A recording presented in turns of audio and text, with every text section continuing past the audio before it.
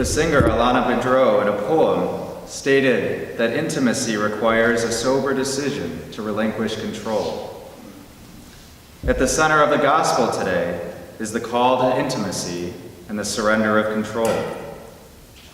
Simon finds himself beckoned to trust and abandon the lack of results that he and his crew have received in letting down their nets. In the same moment, Simon places his trust in Jesus and allows the nets to be cast. In awe of the amount of fish caught, Simon's heart is moved by the encounter with Jesus and confesses his sin in the presence of a miraculous sign of God's being with him. Jesus allows this encounter to call Simon, James, and John to a greater trust and to abandon fishing the seas for fishing the depths of humanity. This path is not without risk, nor is any path that leads from the comfort of my own control to the intimate challenge of trusting.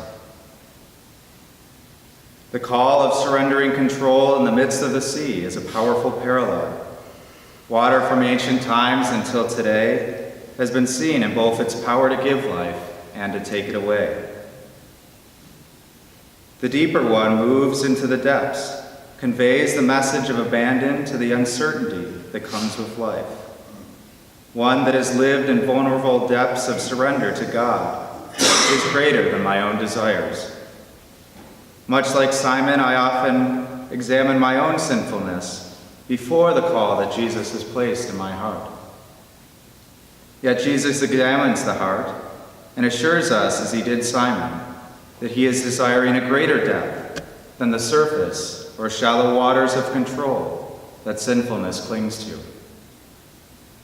The call to follow Jesus on the path of discipleship is an acceptance of intimacy that cannot remain bound by shame or fear, which inhibit the work that God desires to accomplish through our lives.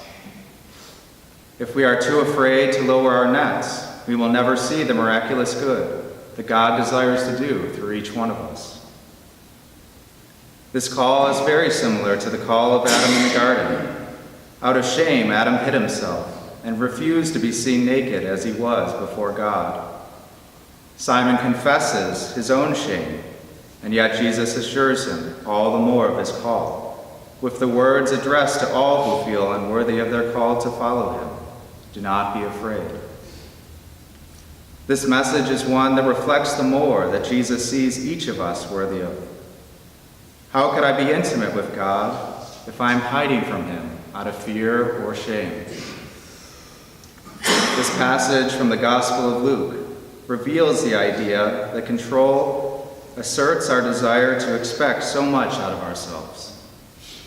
This expectation inhibits us from depending on God, on whom we utterly depend on.